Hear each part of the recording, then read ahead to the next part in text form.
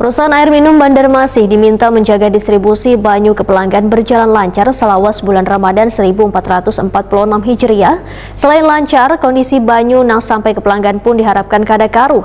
Tekanan banyu nang didistribusikan PAM Banjarmasin khususnya di daerah pinggiran pun harus ditingkatkan sehingga pelayanan banyu barasi dari hulu ke hilir dapat merata. Perusahaan air minum Banjarmasin diminta menjaga distribusi banyu ke pelanggan berjalan lancar setelah bulan Ramadan 1446 Hijriah. Selain lancar, kondisi banyu nang sampai ke pelanggan pun diharapkan kada karuh.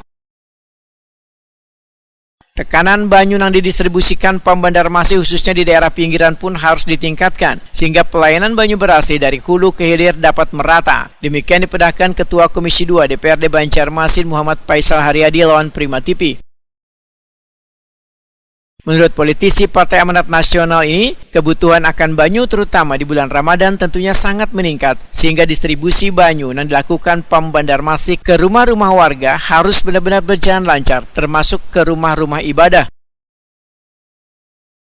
Muhammad Faisal Haryadi meminta PAM Banjarmasin harus bekerja maksimal dalam memberikan pelayanan distribusi banyu kepada pelanggan, sehingga kada ada lagi adanya terdengar keluhan warga yang menyatakan banyu kada lancar maupun karuh. Kami berharap bahwa PDAM khususnya ini jangan bawayah-wayah hidup banyu.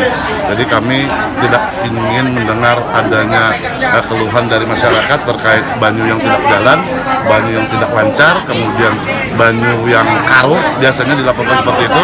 Ini harus kerja ekstra, khususnya ada Pak Yamin, Bu Nada ini jadi PR tersendiri bagi Anda berdua ini khususnya di 100 hari program ini bahwa puasa kali ini mudah-mudahan khususnya PDAM Banjarmasin tidak ada kendala terhadap pelayanan masyarakat.